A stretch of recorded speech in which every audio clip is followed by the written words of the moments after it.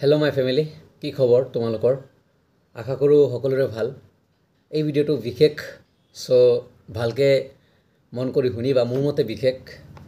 যিবোৰ ষ্টুডেণ্টে 2025 বৰ্ষত কলেজত এডমিশ্যন লৈছা, কলেজীয়া জীৱন ষ্টাৰ্ট কৰিবা, অহাকালিৰ পৰা নতুন অধ্যায়, নতুন চেপ্টাৰ তোমালোকৰ ষ্টাৰ্ট হ'ব।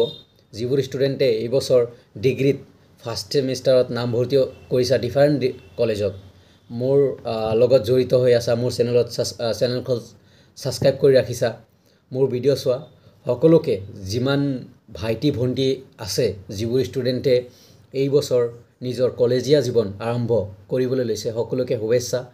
বেষ্ট উইচেছ থাকিল মোৰ ফালৰ পৰা, এই ফেমিলিৰ ফালৰ পৰা।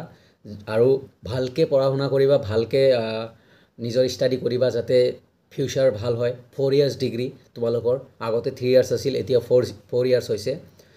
মেজৰ মাইনৰ বুলি মানে কিছুমান ছাবজেক্টক ইগন'ৰ নকৰিবা, বা ইলেক্টিভ ছাবজেক্ট থাকে বা অপশ্যনেল ছাবজেক্ট থাকে, সেইবোৰক ইগন'ৰ নকৰিবা। কাৰণ তোমালোকৰ কাৰণে major minor percentage equal CGPA বা পাৰ্চেণ্টেজ একেলগে আহিব।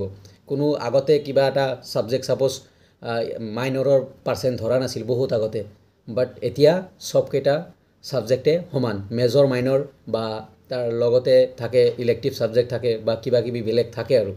চ' বেষ্ট উইচেছ থাকিল, শুভেচ্ছা থাকিল। ভালকৈ যাবা, ভালকৈ পঢ়িবা, আৰু ভালকৈ নিজৰ ষ্টেণ্ডাৰ্ড মেইনটেইন কৰি কলেজখনক মানে কলেজীয়া জীৱন, কলেজীয়া চেপ্টাৰ, কলেজীয়া অধ্যায় ষ্টাৰ্ট কৰিবা, যাতে এটা চুইটেবল ৱেত তোমাৰ লাইফ চলে আৰু তোমাৰ কলেজীয়া জীৱন, তোমাৰ ষ্টাডি লাইফ যাতে ভাল হয়, তাৰে কামনা কৰিছোঁ। বেষ্ট উইচেছ, অশেষ শুভেচ্ছা। আৰু লগতে আৰু এটা কথা ক'ম, তোমালোকৰ যিখিনি ষ্টাডি মেটেৰিয়েলছ তোমালোকৰ এতিয়া কলেজত যাই আছা, ডিফাৰেণ্ট লাইব্ৰেৰী হ'ব, তাৰপিছত কিতাপসমূহ নিজে কালেকশ্যন কৰিব লাগিব, নিজে কিনিব লাগিব। কোনেও কৈ নিদিয়ে যে এই বুকখন পঢ়া, সেই বুকখন পঢ়া। এতিয়াৰ পৰা নিজৰ দায়িত্ব নিজে ল'ব লাগিব। কলেজীয়া জীৱনটো অলপ বেলেগ, স্কুলতকৈ বেলেগ। চ' আশা কৰোঁ সকলোৰে ভাল হ'ব। শুভেচ্ছা থাকিল, একদম বেষ্ট উইচেছ থাকিল অহাকালিৰ কাৰণে। কলেজীয়া জীৱনৰ প্ৰথম দিন অহাকালি নতুন এখন অধ্যায় ষ্টাৰ্ট হ'বলৈ যাই আছে তোমালোকৰ। Best wishes. চ' আৰু এটা কথা, বহুতে কৈ আছে যে দাদা লাইভ নাহে আপুনি। আজি বাৰু লাইভ আহিম 11 বা 10:30 এনেকুৱাত আহিম। মই লাইভ নহাৰ কাৰণ 2-3টা আছে। ফাৰ্ষ্ট অফ অল মোৰ কিবা এটা কামত মই জড়িত হৈ আছোঁ, চ' তাতেও ডিউটি কৰিব লাগে। নেক্সট, বহুতে কয় যে লাইভ কৰিলে পইচাৰ কাৰণে লাইভ কৰা। মই মেক্সিমাম লাইভ কৰোঁ, কাৰণ জানা পইচাৰ কাৰণে লাইভ নকৰে কোনেও। অ'কে, ফাৰ্ষ্ট অফ অল কথা যে মোৰ ডিউটি থাকে, তথাপিও মই লাইভ আহি ডিছকাছ কৰোঁ। মোৰ ডিছকাশ্যনৰ ৱেটো বেলেগ। অ'কে, মানে মই লাইভ কৰি ডিছকাছ কৰি তোমালোকৰ চলিউশ্যন বা কিবা জানিব লাগে মই চেষ্টা কৰোঁ হেল্প কৰিবলৈ। লাইভ কৰিলে 1 ঘণ্টা লাইভ কৰিলে 3 টকা 4 টকা পায়। অনেষ্ট কথা কৈ দিছোঁ। তোমালোকে যিবোৰ ইউটিউবাৰ, মই ইউটিউবাৰ নহয়, একদম অনেষ্ট কথা কওঁ, আৰু মোৰ ইউটিউবাৰ হোৱাৰ মনো নাই। অ'কে, চ' যিবোৰ ইউটিউবাৰ সিহঁতক সুধিবা লাইভ কৰিলে পইচা পায় নাই। আৰু মেক্সিমাম ইউটিউবাৰে ভিডিঅ' দিয়ে, লাইভ নিদিয়ে। লাইভ কোনবোৰ মানুহে কৰে? গেমাৰ্ছবোৰে। কিয়? কাৰণ গেমত পইচা ডনেট কৰে বা ছুপাৰ ছেট দিয়ে। অ'কে, সেইকাৰণে সিহঁতে গেমাৰবোৰে লাইভ কৰে। ছুপাৰ ছেট 1000 2000 দি দিয়ে। 1 ঘণ্টা লাইভত সিহঁতৰ 1-2 লাখ টকা আৰ্নিং হৈ যায়, কাৰণ ছুপাৰ ছেট ডনেট মানে পইচা দিয়ে ডাইৰেক্ট। গেমাৰবোৰে ভাল পায়।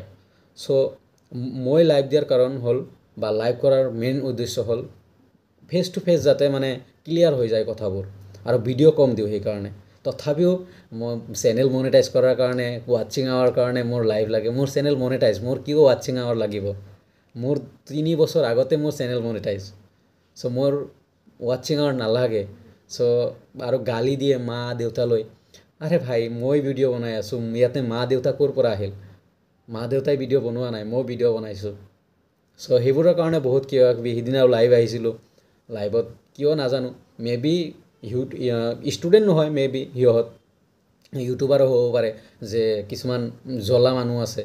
চ' ডাইৰেক্ট মই ইনফৰমেশ্যনবোৰ দি দিওঁ, আৰু ইমান বহুতক বুজায়ো দিওঁ, চ' সেইকাৰণে অলপ হ'ব পাৰে কিন্তু বেয়া লাগে সেই বেয়া লগাৰ কাৰণেও অহা নাই তাৰপিছত টাইমো পোৱা নাই আৰু স্পেচিয়েলি বেয়া লাগিছিল এইকেইদিন যে নকৰোঁ বুলি ভাবিছিলোঁ এবাৰ তথাপিও আজি আহিম কালি কাৰণ কালি অহাকালি সকলোৱে কলেজত যাব নতুন অধ্যায় ষ্টাৰ্ট কৰিব সেইকাৰণে আহিম আজি চ' যিবোৰ ষ্টুডেণ্টে কমেণ্টত জনাই আছিলে দাদা লাইভ আহক মেছেজো দিছে 10-12জনে চ' আজি আহিম নিশ্চয় হোপ তোমালোকৰ কনফিউজন অলপ হ'লেও চেষ্টা কৰিম দূৰ কৰিবলৈ থেংক ইউ এভৰিৱান শুভেচ্ছা থাকিল এগেইন ভালকৈ যাবা ভালকৈ পঢ়িবা থেংক ইউ